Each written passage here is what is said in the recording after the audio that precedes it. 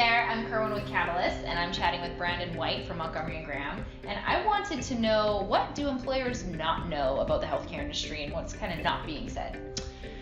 Employers, though, are requiring transparency, and so they're being told a lot more than they were before. We're being transparent about compensation as consultants. We're bringing more options to the table.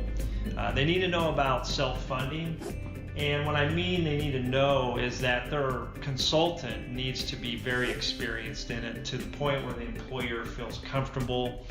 They have to have the right components in self-funding. There are a lot of players and partners, and you have to be able to really put a solution together in self-funding that minimizes the risk and also to make sure the employer is comfortable with that. And we've seen a lot of the products in self-funding evolve. You know, we were selling refund products 20 years ago, and today we have what we call reference-based rating, where we no longer have contracts with providers.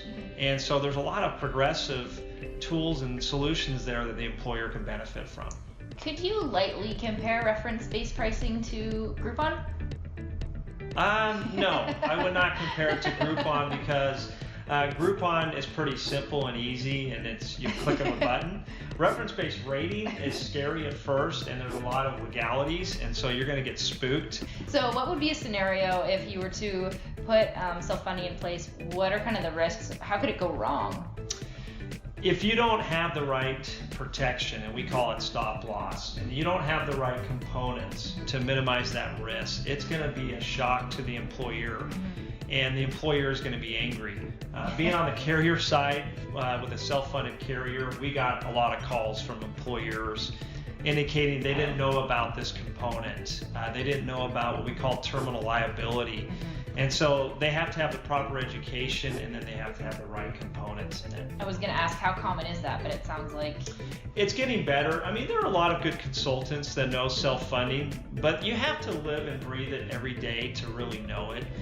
Buzzwords and occasionally selling a self-funded group is probably not going to get the level of expertise that the employer needs. Yeah. Thank you so much for sharing that with us, You bet. Brandon.